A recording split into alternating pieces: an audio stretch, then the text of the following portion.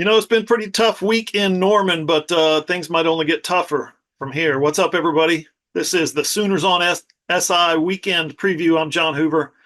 That's Ryan Chapman. Ryan, this season officially started spinning sideways. It's very much out of control. There's no other way to put it. Listen, I know the team is 4-3. I know they've got a lot of football games left to play, 5 games.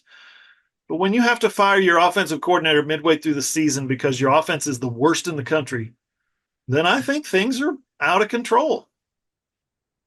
Yeah, a staff change based on performance, 7 weeks in, that or 7 games in, 8 weeks in, whatever. That means you're off the rails, especially after you just made that hire in the offseason. So there's no other way to approach it, no other way to look at it. And the other part of that too, and something I'm sure we're going to dive into here, Hoove, is when you watch the offense, when you see what the offensive line did against South Carolina, it doesn't give you much hope that this group is just one new voice away at the top from being able to be functional, and it's killing this football team through 7 weeks. You're right. So let's boil it down. Seth Littrell, offensive coordinator, former Sooner, former fullback, legacy guy, was fired on Sunday. Don't feel too bad for Seth. I know it's not what he wanted, but he was under contract through 2027, January 2027. He's going to get paid for his full severance of just over $2.5 million. But right now, Oklahoma is left to pick up the pieces as they go on the road Saturday at number 18 ranked Missouri. Joe John Finley's going to call the plays. Kevin Johns is going to coach the quarterbacks. So whatever that means, or whatever the matrix pieces fall together, Ryan, the Rebels are number 8 in the nation in scoring offense. They're number 2 in the nation in scoring defense. Woof. They got the number 2 total offense and yardage. They've got the number 1 overall rushing defense in the nation. When you take that all into account, and given what Oklahoma has put on the field this season, and given the tenor of kind of being blown out the last 2 games, you think Brent Venables' decision to fire Seth Littrell can have any measurable, real impact on the outcome of this game? Or maybe more to the point, can it save the season for Oklahoma? Save the season? Probably not. And that's more of a product of who they have to play still. It's not just this really talented Ole Miss team. You look at Missouri, Alabama, LSU, every single conference game left is a ranked opponent as of right now, as of today's AP poll. What it might be able to do is, I think, 2 things. One, after the South Carolina game, we talked with Jackson Arnold, and he did talk about him getting reinserted into the lineup. He was playing a lot more free, with a less pressure, without the weight of expectations on his shoulders that maybe he had the first 4 games. We saw maybe Jacob Jordan play something similar. He didn't seem to have tons of expectation. He seemed to be pretty free and loose. And look what that did. 6 catches, closest receiver to 100 yards in weeks. So maybe you get that kind of mentality of, look, boys, that the unspoken thing is you've gotten your coach fired. That's how bad you were. The rest of your coaches are on edge because all of them are on the chopping block next on the offensive side of the ball.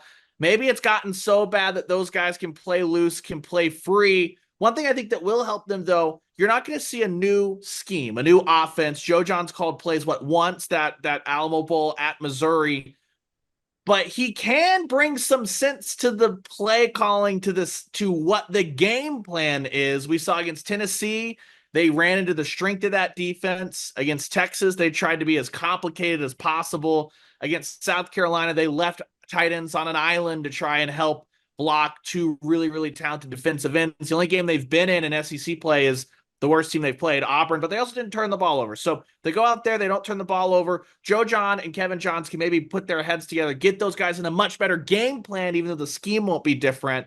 And then from there, you have to hope that it's an Ole Miss offense that has not scored at record-setting levels in SEC play, close to 27 points per game, way down from their non-conference average. Maybe that's the path forward, playing free and putting some pressure on an Ole Miss team that's feeling it, because this is a must-win for the Rebels to stay in the playoff hunt.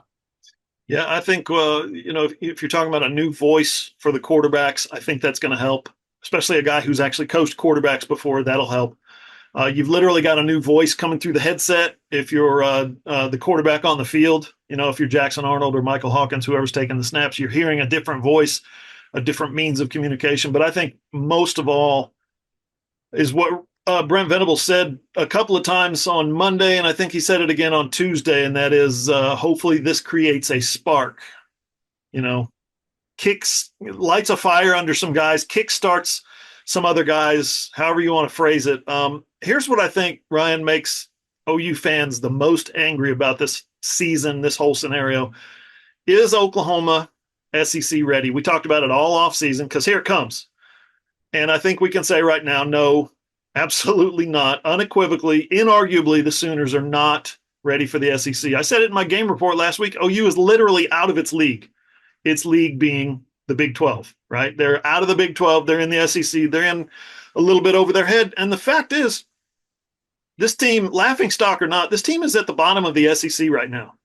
They're 1-3 in conference play. Good luck getting any better with the schedule that you've got. But here's the worst part. Brent Venables has had 2.5 years to get the team ready for the SEC. And this is how they step into the starting gate, right? It's not a good look. You blame Lincoln Riley a little bit too, I think, for not doing his part before he left. But is Lincoln Riley? He had a short timers mentality that whole summer and whole fall of 2021. This falls squarely on the current coaching staff. I mean, you've had 2 years to build up the offensive line, and you haven't. This would be a bad unit in the Big 12. This isn't even like this is a bad Power 5, Power 4, whatever it is now, offensive line, not just a bad SEC offensive line. And the offensive line might be the worst single position group in the SEC. You look at numbers, they've got a few less sacks in South Carolina. Well, I'd argue that South Carolina has played one more SEC game than Oklahoma. Do you really think, watching those two units this past weekend, that the South Carolina offensive line is worse than OU's? No. I mean, Bill Bean was grasping at straws, rotating guys through. Good news is the defense can hang in the SEC, but as we've seen, good defense, abomination of an offense, that's what Brent Venables called it. You don't have hope because a bad defense can luck into a fumble, a stop, a bad play from the offense. An offense that can't block from the jump is not lucking into anything. Yeah, and that's the thing. First of all, Brent Venables did fix the defense, and the Oklahoma defense has needed fixing for 15 years. He came in halfway through year 2. You see now at the start of year 3, he fixed it. Good job. You have to admire him for that. But we've talked about it in the past, whether it was, Jeff Levy's father-in-law showing up unannounced at the game or whatever it was. There's a lack of oversight on the offensive side of the football for Oklahoma. And in this case, that has led to a startling lack of depth on the offensive line. That has led to Bill Bedenbaugh maybe not having oversight on specific guys that he wanted out of the transfer portal that he brought in that are not working out. It's interesting that there's just no oversight on the offense. Now, there's not much you can do about the injuries at wide receiver. To me, everyone's pretty much absolved of that. Although, you know what? If a true freshman like Jacob Jordan can come in, walk on, first time all year, and instantly he's your go-to receiver, then maybe there's some kind of indictment to be made on how all those other young wideouts have either been developed or get themselves ready to play on Saturday. But I think if you assess the offensive line over the last few years, going back to the root of the problem, what Bill Bedenbaugh had coming back for this season, what he came out of the transfer portal with, I think that's the biggest red flag, alarm bell, disaster alert, storm warning, whatever you want to put on it, that you could possibly have. And that is, in the SEC, you need linemen to compete. And OU trots out this group, Ryan, for its first year in the SEC.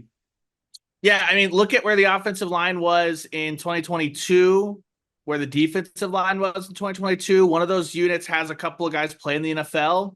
The other one was the laughingstock of the league. That defensive line is now a group that can hang in the SEC. So as much as you want to Lincoln Riley, if you get to credit for turning a unit around in 3 years, I don't understand why you also don't get the criticism for nuking a unit in 3 years. He hired Seth Littrell. It's on Brent Venables. He owns, when Brent Venables speaks in press conferences and he talks about things that happened in the 2010s, it's we. He owns that stuff. He has to own this offensive line. It wasn't this. He did not inherit a group that was this bad. That there were the roots there, obviously.